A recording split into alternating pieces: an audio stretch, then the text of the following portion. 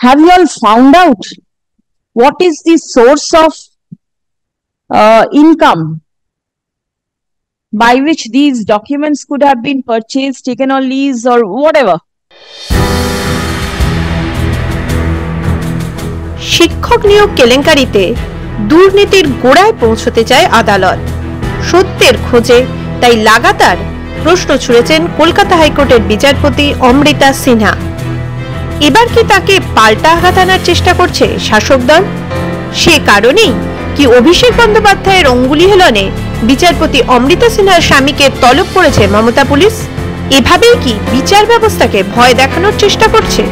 সম্প্রতি সিআইডির ভূমিকায় সেই প্রশ্নই সামনে আসছে। জানা গেছে, জমি সংক্রান্ত মামলায় এক বিধবা মহিলার সঙ্গে তার আত্মীয়দের জটিলতার সৃষ্টি হয়। ঘটনার জল গড়ায় আদালত পর্যন্ত। মহিলার আত্মীয়দের হয়ে মামলা লড়ছিলেন বিচারপতি অমৃতা সিনহার স্বামী। ওই মহিলার অভিযোগ, আইনজীবী তার বিচারপতি স্ত্রীর পদমর্যাদাকে কাজে লাগিয়ে প্রভাব খাটানোর চেষ্টা করেছেন। এর বিরুদ্ধে সুপ্রিম কোর্টে যান তিনি। সুপ্রিম কোর্ট স্বচ্ছ তদন্তের নির্দেশ দিতেই বিচারপতি সিনহার স্বামীকে ডেকে পাঠায় সিআইডি।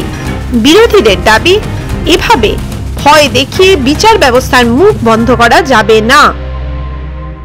সিআইডি মমতা ব্যানার্জির অঙ্গুলি হেলনে এবং অভিষেক ব্যানার্জির অঙ্গুলি হেলনে এই কাজ করছে। বিচারপতি অমৃতা সিনহাকে তাকে মানসিকভাবে চাপ দেওয়ার জন্য, সেই জন্য, কারণ বিচারপতি এখনো দমে যাননি, তিনি লড়াই চালাচ্ছেন চোরদেরকে জেলে ভরার জন্য, এবং এই চোরেরা কোনোভাবেই বাঁচবে না। সুপ্রিম কোর্টে তো গেছিল এই চোরেরা, দুটো মামলা করেছিল, যে একটি মামলায় বলেছে যে জাজ চেঞ্জ করতে হবে, আর আরেকটি মামলায় বলেছিল যে যে প্রসিডিংস চলছে সেই প্রসিডিং সাংবাদিকদের কাছে যাবে না। চুরি করেছে ও, তার সেই খবর বাইরে যাবে না, তা কীভাবে হয়? আদালত, সুপ্রিম কোর্ট দুটোই মামলা নাকচ করে পাঠিয়ে দিয়েছে এদেরকে, এই চোরদেরকে। তো এই চোরেরা ভাবছে সিআইডি দিয়ে বা এইভাবে বিচার ব্যবস্থাকে ভয় পাওয়াবে। বিচার ব্যবস্থাকে ভয় পাওয়ানো তো সহজ নয়। ভারতীয় সংবিধান অত্যন্ত শক্তিশালী সংবিধান, এবং মনে রাখবেন, ধর্মের কল বাতাসে নড়ে, সেই সময় চলে এসেছে। ভয়ঙ্কর ষড়যন্ত্র। এটা শুধু অমৃতা সিনহা নয়, মিস্টার বিন্দালের সময় থেকে হচ্ছে। এই সরকার করছে, সিআইডি পুলিশ করছে, ভাইপোর নির্দেশে করছে, মমতা ব্যানার্জির সম্মতিতে হচ্ছে। সুপ্রিম কোর্টের উচিত হস্তক্ষেপ করা। অশোক চন্দ্র মহোদয় বিচারপতির বিরুদ্ধে হয়েছে, রাজশেখর মাতা মহোদয় মহামান্য বিচারপতির বাড়িতে পোস্টার ফেলেছে, একজনও গ্রেপ্তার হয়নি। অমৃতা সিনহা মাননীয় বিচারপতি, তার সিকিউরিটি পর্যন্ত উইথড্র করা হয়েছে। আপনাকে আমি উদাহরণ দিয়ে বলছিলাম, রাহুল গান্ধীর মেম্বারশিপ চলে গেছিল কনভিকশনের জন্য লোয়ার কোর্টে। হাইকোর্টে রাহুল গান্ধী হেরেছিল, সুপ্রিম কোর্টে জিতেছেন, আবার মেম্বারশিপ ফিরে পেয়েছেন। একটা বিজেপি কর্মী, নেতা, মন্ত্রী, সাংসদের নাম বলুন যারা সুপ্রিম কোর্টকে, বিচার ব্যবস্থাকে, যে রায় দিয়েছেন বিচারপতিকে আক্রমণ করেছে। বিচার ব্যবস্থা হচ্ছে আমাদের সংবিধানের মেন পিলার। এখানে স্টেট স্পন্সর টেররিজম চলছে হাইকোর্টে বিচারপতিদের বিরুদ্ধে। লোয়ার কোর্টের বিচারপতিদের তো কার্যত এরা ভয় দেখিয়ে পুলিশ দিয়ে শুইয়ে দিয়েছে। এখনো হাইকোর্টের একটা বড় অংশ মানুষকে জাস্টিস দেওয়ার চেষ্টা করছেন, বেকার যুবকদের ত্রাতা হিসেবে ভূমিকা নিয়েছেন, এবং করাপশনকে, দুর্নীতিকে উপড়ে ফেলতে চাইছেন, ডেমোক্রেসিকে রেস্টোর করতে চাইছেন।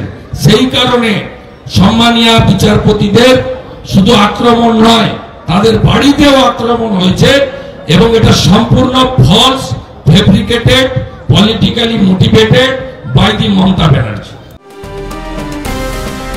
ঘটনাটি নিয়ে রাজ্য জুড়ে সর্বস্তরে আলোচনা শুরু হয়েছে। বিরোধীদের মুখ বন্ধ করতে এতদিন সক্রিয় ছিল মমতা পুলিশ। বহু জায়গায় এ নিয়ে অত্যাচারের অভিযোগও উঠেছে। তবে এবার খোদ বিচার ব্যবস্থার বিরুদ্ধে সিআইডির তৎপরতা বাড়তি নজর টেনেছে। অনেকেই বলছেন, রাজ্যের নিয়োগ দুর্নীতি মামলায় যেভাবে টানা লেগে রয়েছেন বিচারপতি অমৃতা সিনহা, যেভাবে ইডির ভূমিকা নিয়ে প্রশ্ন তুলেছেন লিপস অ্যান্ড বাউন্সের সম্পত্তি নিয়ে, তাতে পাল্টা আঘাত আনার পথ খুঁজছে শাসক দল। আর সেই প্রতিশোধ স্পৃহা থেকেই মমতা পুলিশের সক্রিয়তা। কিন্তু এভাবে কি সবকিছু ধামাচাপা দেওয়া যাবে? জানতে চাইছে বাংলা। মাধ্যম ব্যুরো রিপোর্ট।